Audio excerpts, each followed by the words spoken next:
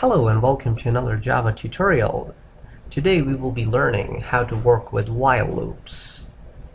While loops in this example will be used as a count control loop, as you may have heard about in the previous video tutorial or a lecture that we talked about different kinds of loops. They're count controlled, they're event controlled. In this one we'll be talking about a while loop that is count controlled. So count control loops must have a starting point, as we have talked about, must have an ending condition, and must have a process to go from start to an end. So we'll be now looking at these three things. Starting point for the while loop depends on what is the problem that I'm solving. If I'm solving a problem that allows me to print all the numbers from 1 through 10, then my starting point is an integer variable that is set to 1. My ending condition is that as long as my numbers are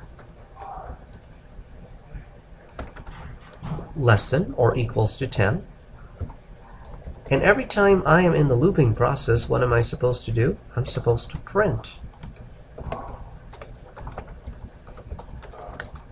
the number on the screen. Then I must have some kind of a process that will take my starting point to my ending point. If I'm starting at 1, that's my starting point, so my ending point will be 10.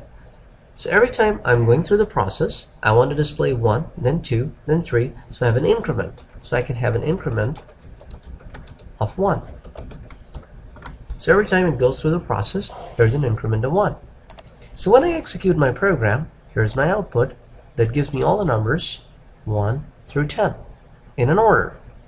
Now in Java, which is inspired by C, we have a shortcut to CTR++, which is done in the form of a post increment, which does exactly the same thing. I'll run it again, and you can see in the output, and it does exactly the same thing as it was doing before. Or I could do the same process by doing ++CTR, which is pre-increment, which does exactly the same thing.